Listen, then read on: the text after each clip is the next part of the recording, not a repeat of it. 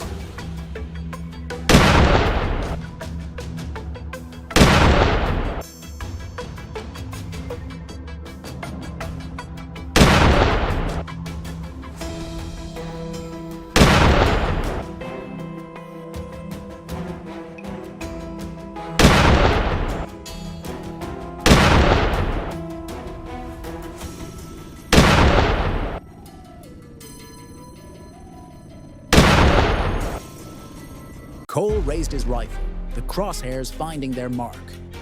3, 2, 1. The silence shattered with thunder. The Boars scattered, but it was too late for some. The team advanced in perfect synchronization, their movements rehearsed and deliberate. For weeks they had mapped every trail, every watering hole, every feeding ground. And tonight, their precision paid off. When the smoke cleared, a farmer's field was saved. $10,000 worth of crops spared in one coordinated strike. But victory came with lessons. The hunters knew that one careless sound, a snapped twig, a misplaced step, could ruin everything. The wild hogs were cunning, and any sign of human presence would send them fleeing. Every move had to be in harmony. Breathe with the wind, step with the earth. Days later, they changed tactics.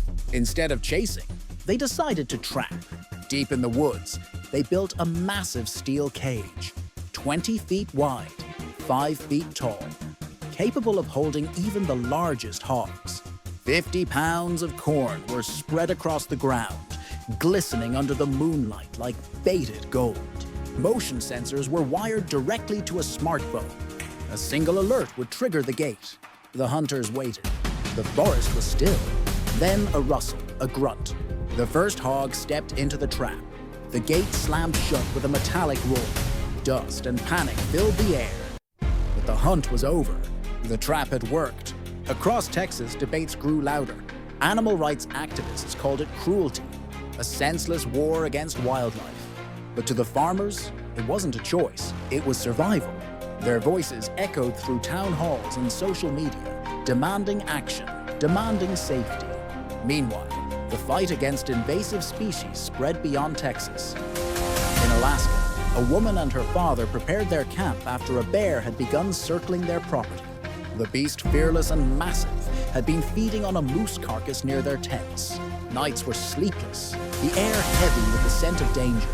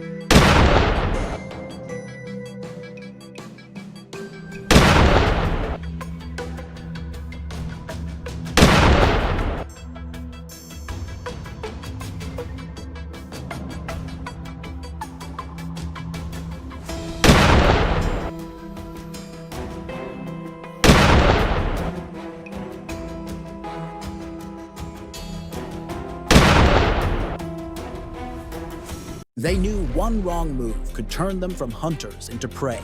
One morning, fog rolled through the valley as they set out by boat toward Soda Springs. The daughter, rifle slung over her shoulder, stared into the distance. Suddenly, movement, a dark shadow gliding across the water. The bear was swimming. Her father shouted, and the boat surged forward, the engine's growl breaking the calm.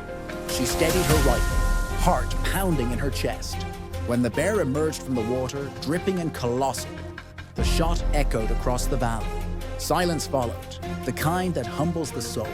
She had done it. But as they stood over the fallen creature, awe replaced adrenaline. The Alaskan wilderness had tested them and reminded them of their place within it. Far south, in the swamps of Florida, a different kind of predator lurked.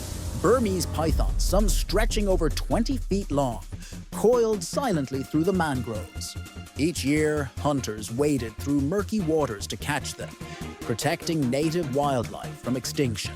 One group of hunters, waist-deep in swamp water, spotted a giant python, 9 feet long, 80 pounds of muscle.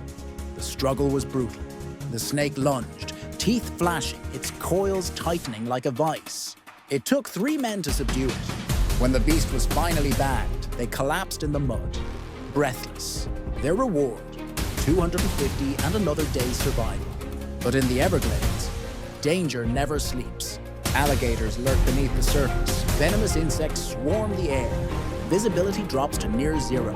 To hunt here is to gamble with your life. That's why hunters now use trained dogs. Animals with noses 100,000 times more sensitive than ours.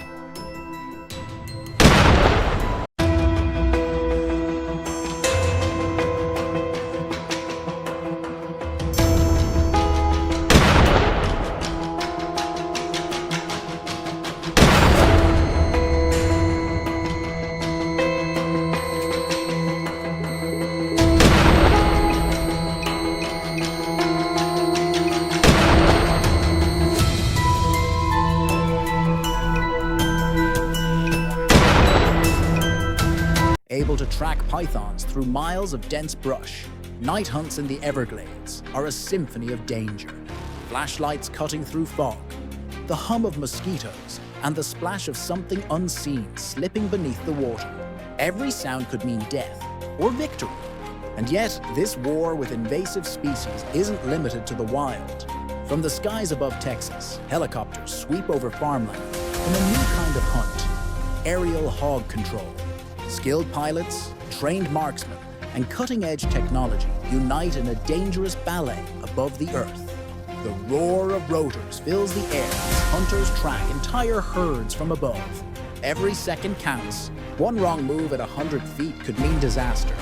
These aerial missions demand perfection, months of training, coordination, and trust. Every safety harness, every communication channel, every radio signal is checked and double-checked. There's no room for error when your quarry charges through the brush at 30 miles per hour.